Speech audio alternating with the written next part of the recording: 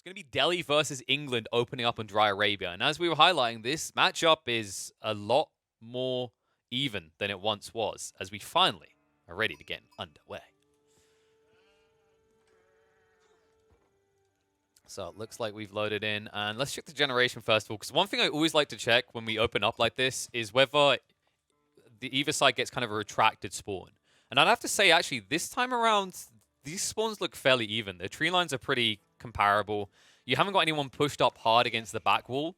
So we could get quite a kind of interesting, kind of aggressive tempo setting type game instead of someone just retracting and playing the role of the turtle. Indeed, up north is Deimos playing as the English in blue, and down south we have DauT playing as the Delhi in red. Looking at the bases, as you said, the wood lines are quite evenly distributed, although Deimos' one are both at the front, which could be a little concerning against a ton of aggression from the Delhi should that happen. But luckily for him, his gold mine is at the back, so if he wants to stay on gold, grab those blacksmith upgrades, it's very unlikely that DauT can push him away from there early on. I'd say one of the frustrating things about playing England on Dry Arabia is when your opponent gets these kind of clustered, close tree generations, mainly depending on where the other ingredients to their economy are, right? In this situation, I actually think this is pretty good for Deimos aggressively, because usually your concern is when you have these two tree lines, is there a gold or a food anywhere like on the other side? Because usually one of the big players against England is because they go in hard and fast, but they're very slow at moving. Just simply palisade walling between the two wood points actually doubles the amount of time it takes them to move to the other side of your base and poke your economy. Unfortunately for DauT in this game, if you look, you can see both his food and his gold. He can't wall to protect them. So it could be very easy for Deimos to kind of become the tempo setter and continuously snipe and keep DauT pressured away from valuable resources, aka the berries and the gold. I agree with that. On the other hand, of course, English very heavily focused on the longbows, which gives a window for the Delhi to utilize a horseman archer composition. So DauT definitely has his tools to respond to that. But as you said, it depends on how much aggression Deimos is able to put up right at the beginning. Looks like both players are only operating with one scout. DauT pretty successful finding sheep, not so much success for Deimos, so slight advantage for DauT in that department. And of course, with the Delhi, you always focus on your berries at the beginning, but extra sheep is always welcome. Yeah, so one interesting thing that I like to highlight when the game first came out, and I think it rings true even now, with Delhi and Abbasids, is that you should have always been playing towards like the mill on the berry bush early, just to get the risky eco if you were going to retract, right? Because the whole concept here is those sheep are now your fallback plan, right? They're your eggs nested nicely in a hidden place. Essentially, if you ever get pressured by these longbows, you can just fall back under the TC and harvest safely. I would say, actually, the interesting part about this matchup is the sheep fact that doesn't matter as much as it does in other Civ on Civs, right? Because one of the cool things is on either side, like we said, the Delhi, they do have the power of these berry bushes, so if they miss out on sheep, whoop-de-doo. And then, of course, for England, something we've seen is actually it's quite feasible to instantly just go into farms if you want to, if you're really that pushed, and only need 1 or 2 sheep to sustain you until you have those farms online, due to the 50% discount that England get. Indeed, we have the Council Hall coming in for Deimos as one would expect, and on the other side, Dome of the Faith coming in. And efficient production is what DauT starts with as his first upgrade. He actually built that mosque quite early on, so he's going to finish with efficient production by the time he gets to Feudal Age, so he can start pumping out horsemen right at the beginning. And on the other side, you see a barracks coming out already for Deimos, of course, because he knows that the horseman is an option for Delhi, so he needs to be prepared for that right after hitting Feudal Age. Yeah, an interesting thing to highlight here is how England players have become a lot more kind of defensive in their opening, I'd say. Like, not only the racks, but also the fact that you go for racks. It means you don't rush this villager over to drop an outpost early, right? If you just talk about even 2 weeks ago, it was quite common to see these England players instantly move out with 1, possibly 2 villagers, set up the outpost in prep to coincide with the timing that you completed your council hall. But now, just too much of a risk, and as you said, because you're up against Delhi, it's a high probability you're going to be facing horsemen, so you just be running straight towards your own death. English having the free hardened spearman upgrade also helps, of course, because not only do they not need to make that upgrade happen on their barracks, so they have more time to spend making spearmen, they also don't have to spend gold on it, so they can pull their villagers away from gold a lot earlier, and that's exactly what we're seeing from Deimos. He is entirely committed towards food and wood, which is a sign that he won't be using blacksmith upgrades early on, and he would just be flooding out spears and archers. Interesting things that are going to be seeing if he tries to drop any like mid point outposts. Something I've seen England players do to kind of drag games later if they feel confident about the matchup is they actually will kind of aggressively wall these open maps themselves and just look to control with mid outposts as opposed to those hyper-aggressive outposts that we've been seeing in previous patches. But we'll see. He's already moving out the spears and the archers, and it doesn't look like the military presence has been prepped just yet. DauT now dropping the stable. And we'll look to get the first horseman out. Interesting to see if he'll hide them in the TC. I've noticed a lot of players kind of do this, where they just try and hold their cards close to their chest, right? They don't reveal how big their military force is until their opponent gets closer. But he might have to react sooner, considering his berry bushes on the front. And the bigger concern for him is that there is 2 spearmen accompanying those archers, so horsemen by themselves won't be enough, and you see there is no archer component to him, so he's adding the blacksmith right away, and he's now empowering that stable, but 2 spearmen alone could be enough to just wipe out the horsemen. As you see, the berries are already being forced away here by Deimos. Yeah, and I think that came down to DauT's vision as well. The scout's there now, but I don't think he was in position before. So by the time he spotted these spears, he'd already committed to the blacksmiths. That's definitely going to slow down his timing and might allow Deimos to get a foothold here. And because he's already been forced off those berry bushes, like we said, those sheep now do come into the equation. They're handy, but they are inferior, vastly inferior now for the Delian compared to those berry bushes. Reaction is there for DauT. He's going to start adjusting to archers, but as you see, he's a little low on wood. As you said, he committed to that blacksmith early, and that's going to be quite a lot of wood spent. So he wasn't ready to start making archers, and it's going to take some time for him to do that. And while that's happening, he's off from the berries, as you said, and because of that, his food eco is not as powerful as it could possibly be. And with the forward tower there for Deimos, it would be very difficult for DauT to get it back. Oh, yeah. And it's going to cover 2 berry bushes. And it's interesting you mentioned like the knock-on effect, right? That food factor, because it means he can't easily afford the horsemen and the archers now because he's not in the berry bushes. But I like this. DauT wraps around the back, moves the horsemen in to cut off reinforcements. If he finds even spearmen one by one, he can take reasonable trades. But now, more importantly, he can stop this slow trickle-in of reinforcements for Deimos. Absolutely. Just 3 horsemen over there cutting off a couple of reinforcements is immensely valuable. It also gives a window for DauT to potentially charge in and get some villager kills on the voodoo of the opponent, but now he has to be careful running towards that tower. Oh my. And more running towards those spears, more importantly. Loses one of the horsemen in the blink of an eye.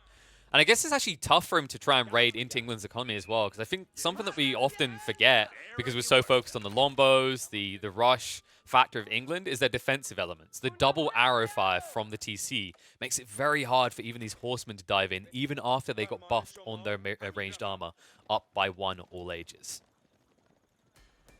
Looks like Deimos wants to place a second tower over here. That villager is just waiting for the resources to pile up. That would definitely be intriguing, because now you would have your longbows positioned around the berries, and when you position your forces around those berries, it's also a lot more difficult for the horsemen to get a good surround on them, so it would be a great position to hold. And the big problem here for DauT is that he will soon have to break out of his base because he's running out of sheep, but now he's got a fairly sizable force of archers and horsemen, and we've talked about this. Delhi is able to reinforce their army so effectively, and DauT is almost done with the range defense upgrade as well, so he's playing this one patiently and it's paying off. Well, look what he's doing. Look what he's on the west side. Look what he's sneaking out to. This is risky, but he's going to drop an outpost and look to get back on the berries on the west side here. Deimos hasn't spotted this at all yet, and in fact won't be likely to see it. And is already suffering due to the generation here. This is one of the kind of troublesome issues you have as England. We talked about these tree lines, right? You want to wiggle round, but you're just in range of that TC, so it's hard for him to push through. Now, luckily for DauT, he didn't go west and go wider, which is what most England players would have done. And had he done, he would have spotted this expansion and shut it down before it actually bared fruit. Horsemen now launching a counterattack, but DauT's got to be careful because there's a lot of forces over here for Deimos. Spearmen ready to fight, and the archers are lagging behind a tiny bit here for DauT. He's in a troublesome spot. Yeah, so positioning-wise, this looks worrying. He's about to become the meat in the sandwich if he's not careful. Remember, Deimos was holding back forces at his base as well. So Lombos will poke and prod them towards the reinforcements from the north, but it looks like they can easily just back away here. Now remember, these archers do move quicker than the Lombos, so it's actually impossible for them to chase them down right now. It looks like DauT will easily be able to sidestep this gank attempt coming out from Deimos. And it's a clever move from DauT that while he's pulling the forces of the opponent to the left, he's taking the sacred site on the right. So slowly but surely, DauT is recovering from this. And as you said, he's got a completely untouched food eco on the left side on the berries, and that's immensely helpful. And the extra mobility he has is starting to pay off. The archers moving faster than the longbows, and the horsemen moving faster than any other unit from the opponent. And for Deimos, he still doesn't have a blacksmith for the siege upgrade, so he can't just ram push DauT, force him to defend. No, he is getting on the stone right now, just a little bit at a time. I wonder if that's just to upgrade the outpost. I think he's just, yeah, he's continuing the outpost crawl here. And DauT tries to address it, but unable to do so. But what he might be able to do is raid. He's actually sneaking to Deimos' base right now from the east side. And there's a lot of exposed economy here. And Deimos, he might seem too late. Horsemen are in. In with the charge. Archers move onto the wood line. They're going to snipe out one or two of these villies, but they're not able to find more. Only getting, looks like one, maybe two in the end, but with the Lombos there and the TC as well are forced out back. In the meantime, pressure ramps up as the dive comes out. Deimos, I think he got distracted there. He ran his spearman underneath the TC. Oh no. That is not a good sign. I think that was 5, maybe 6 of his spearmen just being picked off as it looked like they got auto-attacked underneath the town center. Indeed, as he was distracted, as he was pulling his villagers back to the town center, his spearmen just started rushing forward, and that could be devastating because now he doesn't have enough spearmen to fight against a large amount of horsemen. And on the other side, his food eco is in jeopardy. He ran out of sheep underneath his town center, he's off from the berries, and he just has no additional food income. He doesn't have the wood to set up that farming eco, and because of that, his food income is now absolutely collapsed.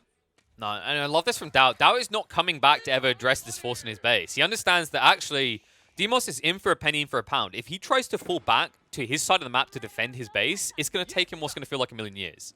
Like, if you just hover over the longbowmen right now and watch them run, it's like watching an old man cross the road, right? Like, it's going to take a while, and eventually he's probably going to get hit by either a car or a horse in this situation, and probably a horse just trying to run all the way back there. That measly 1.12 movement speed is what makes England more balanced, right? It's the kind of check for the early game presence, and it's definitely being manipulated effectively by DauT here. Looks like Deimos had a forward villager coming in, and that was intercepted by the archers. And at this point, Deimos is just so heavy on the wood department, but he's very far from setting up any reasonable food eco for himself, which means that he can't produce spearmen, he can't produce longbows, and DauT is slowly taking over in army. He's already at 47 as compared to 30. Many of those numbers consisting of horsemen, which are just currently the most powerful unit on the battlefield. Yeah, and Deimos, this is all in. He's building the battering rams right now. I mean, he hasn't even tried to transition to farms. He's finally doing that, but that's going to leave him weak. And I'm pretty sure DauT spotted all this. He got the scouts kind of wrapping around. He got some kind of inkling that this wasn't being built up quick enough. And now when he sees the rams, he's going to understand that Deimos has put himself in the timer. He needs to find impact in the next 2 minutes or it's going to be over.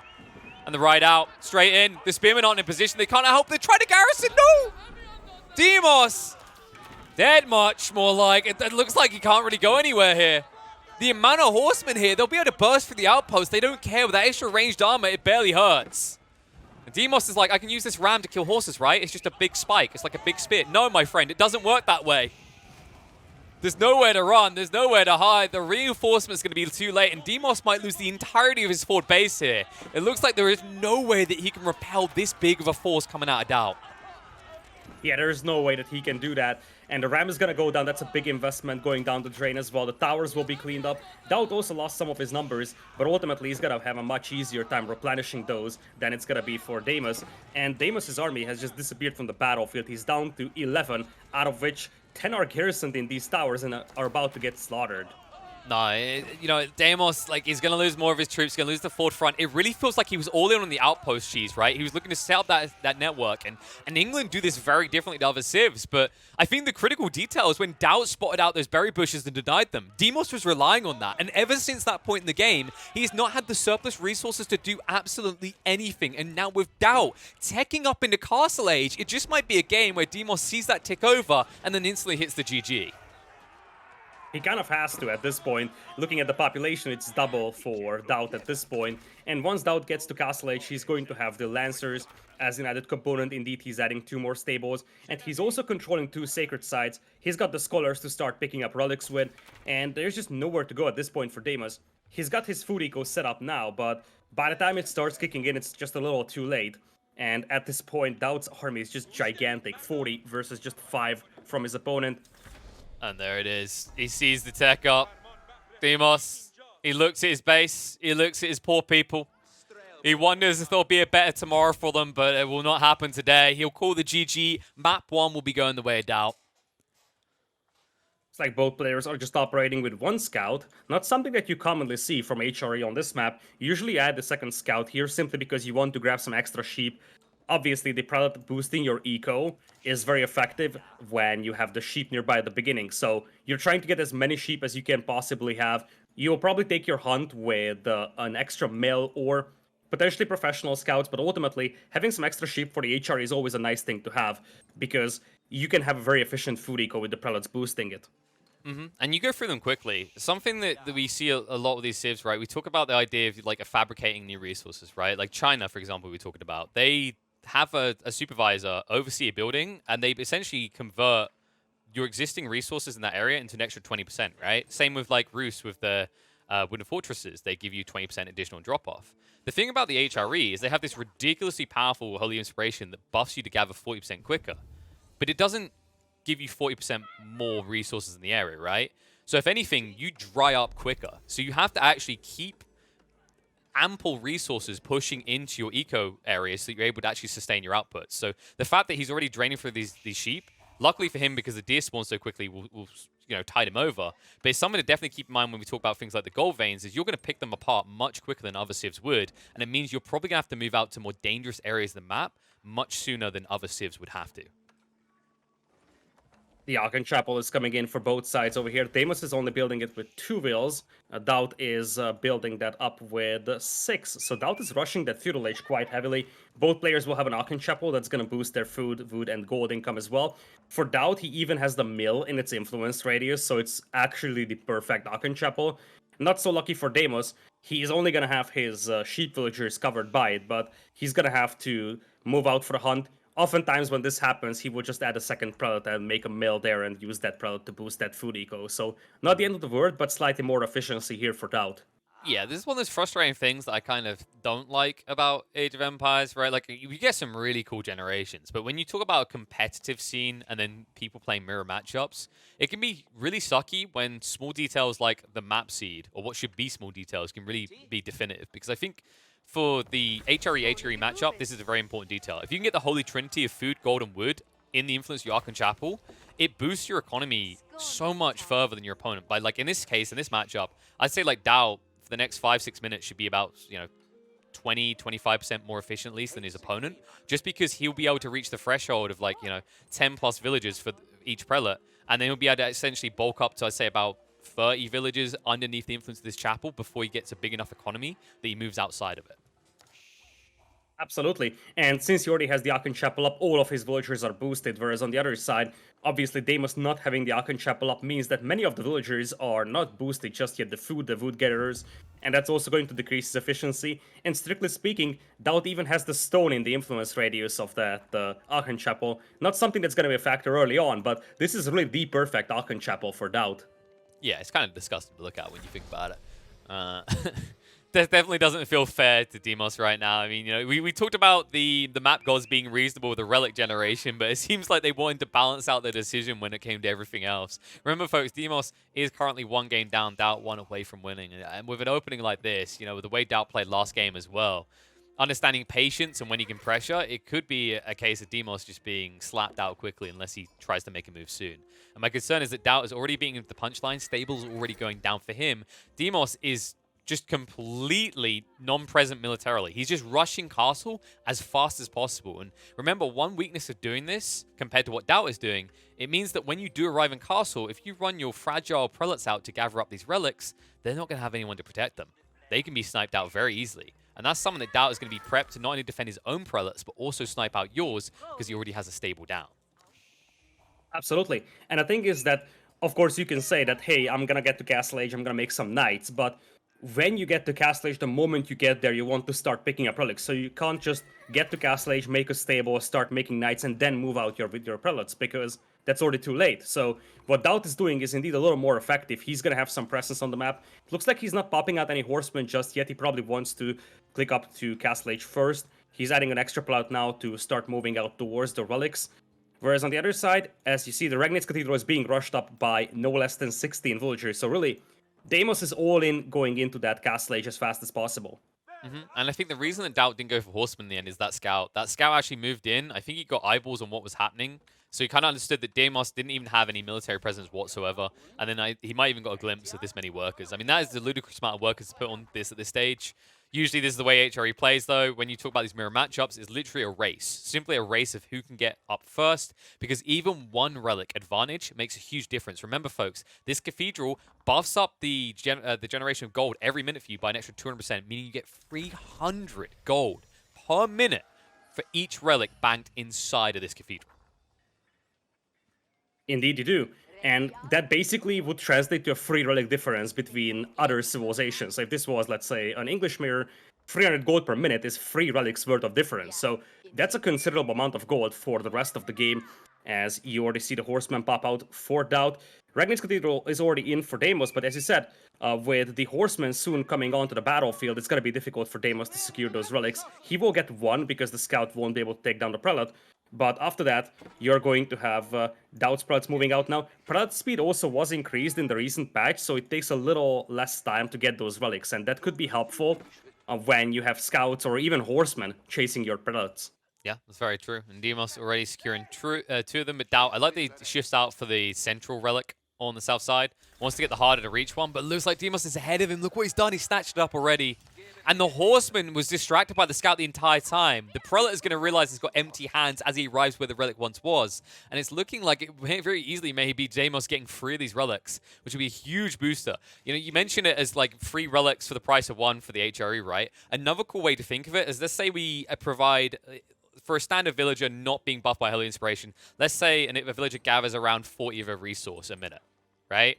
So if I'm getting 300 gold, then I essentially have like 6 or 7 villagers worth of gold for free, passively being generated, right? So you have to kind of math that in your head, right? Maths is hard. I don't like doing it. But when you do think about the maths of it, economically, it's a huge power booster to your economy, because you're essentially just having to look at the eco count on both sides and then add in those additional villages for each relic being slapped in here.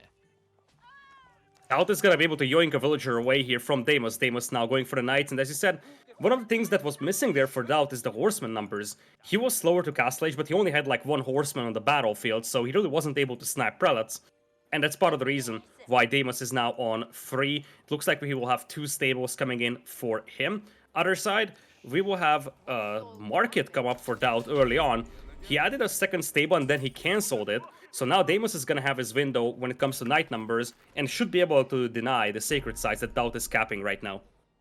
So this is interesting, actually. DauT is trying to play heavily into gold to just manipulate the economy and then push into food hard, right, through trade. Because when you look at his food eco right now, it says he's got 17 people on him, but if you have a look at what those 17 people are gathering, or most of them gathering from, they're running out, right? The carcass is almost dry. The sheep are all but gone. He's going to have a hard transition point. It might even be that he's just planning to trade gold for wood to be able to prep himself for a hard push into farmlands.